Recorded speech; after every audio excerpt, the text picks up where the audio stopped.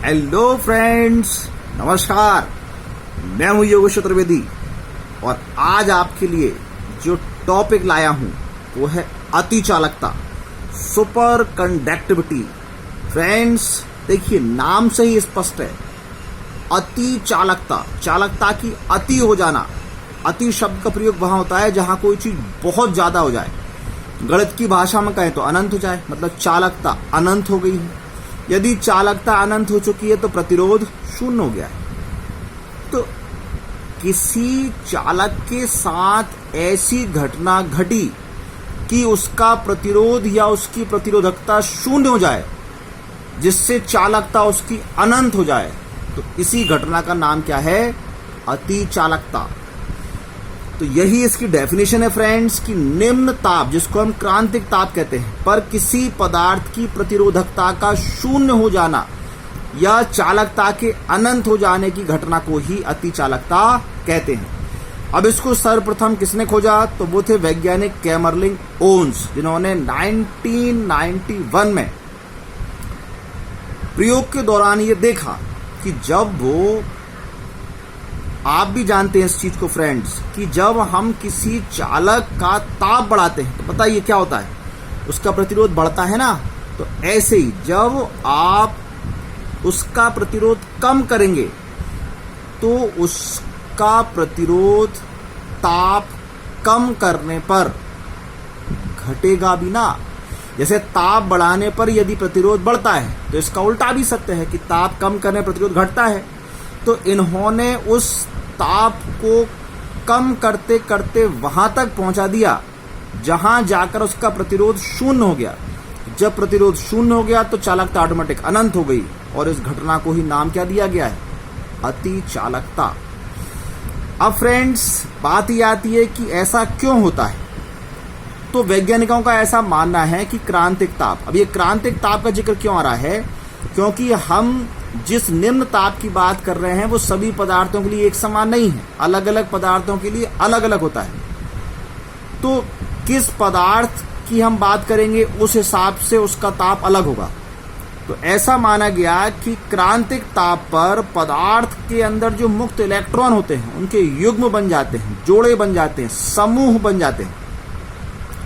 और जब ये समूह चलते हैं तो आप जानते हैं कि चालक के अंदर फ्री इलेक्ट्रॉन्स के साथ धनायन भी होते हैं, और इलेक्ट्रॉन जब चलते हैं धनायनों से टकराते हैं। ये टक्कर ही उनके प्रतिरोध का कारण है।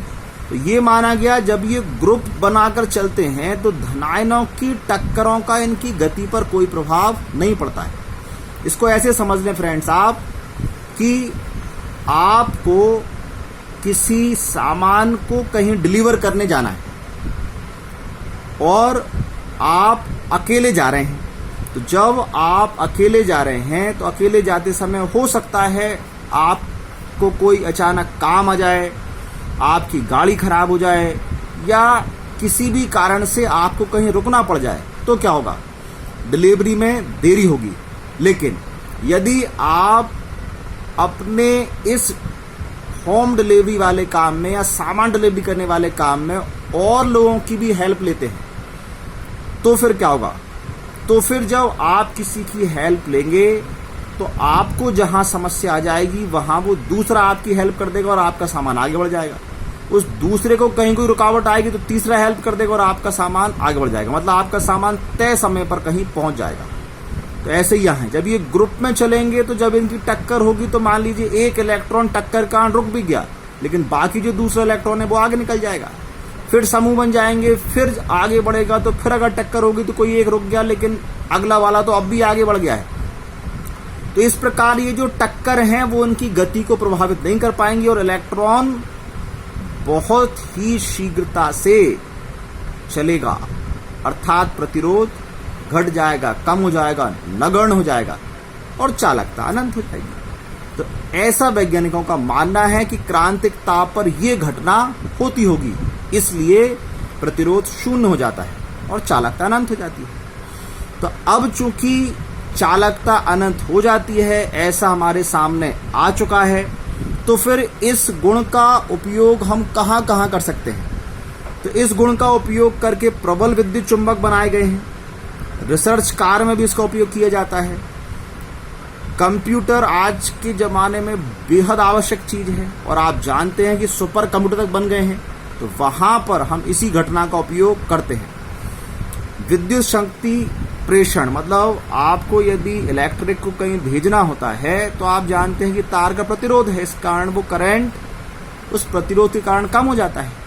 लेकिन जब हम ये सुपर कंडक्टिविटी का यूज़ करने लगते हैं, ऐसे पदार्थों का यूज़ करते हैं जिनमें ये घटना होती है, तो विद्युत शक्ति का क्षय नहीं होता। एक बार आपने उसको एनर्जी दे दी तो फिर लंबे समय तक वो एनर्जी उसमें बनी रहती है और उसकी जो गति है वो भी तेज होती है। तो इस प्रकार ये अति चालकता के उपयोग थे।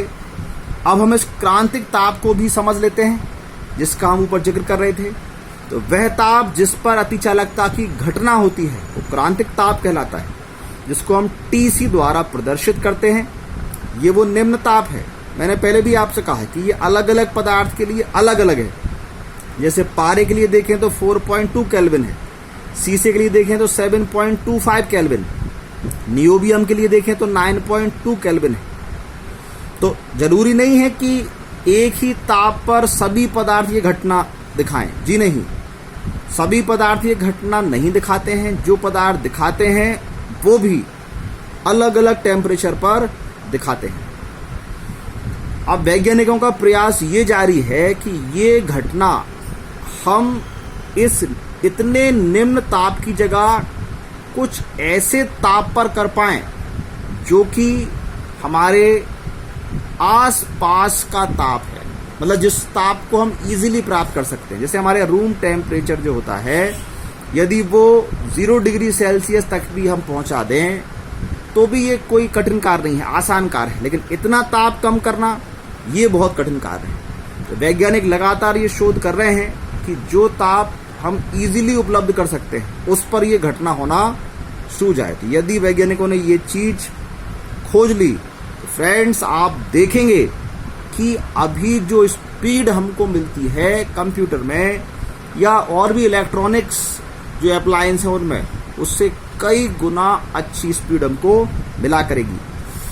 तो प्रतिरोधकता और ताप के बीच में यदि ग्राफ खींचा जाए तो ये ग्राफ भी आप समझ लीजिए। देखिए, आप जैसे जैसे प्रतिरोध बढ़ाते हैं वैसे वैसे चालक का प्रतिरोध या प्रतिरोधकता बढ़ती जाती है। तो इसका विपरीत भी संभव है। ये हम जैसे जैसे ताप कम कर रहे हैं तो ये घट रहा है, ये रोज़ घट रही है, नीचे आ रही है। तो हम और ताप कम करते गए, एक स्थिति ऐसी आई कि इस ताप पर जाकर प्रतिरोधकता शून्य हो गई। तो इसी ताप का क्या नाम है? क्रांतिक ताप। तो इस प्रकार फ्रेंड्स आज हमने सीख लिया कि अति चालकता क्या होती है और क्रांतिक ताप क्या होता है। किसी नेक्स्ट टॉपिक में मैं आपको फिर कोई और एक अच्छा फिजिक्स का टॉपिक समझाऊंगा। तब तक क्या करना है आपको? हाँ, मैं हर वीडियो में आपसे कहता हूँ अपने नोट्स बनाए।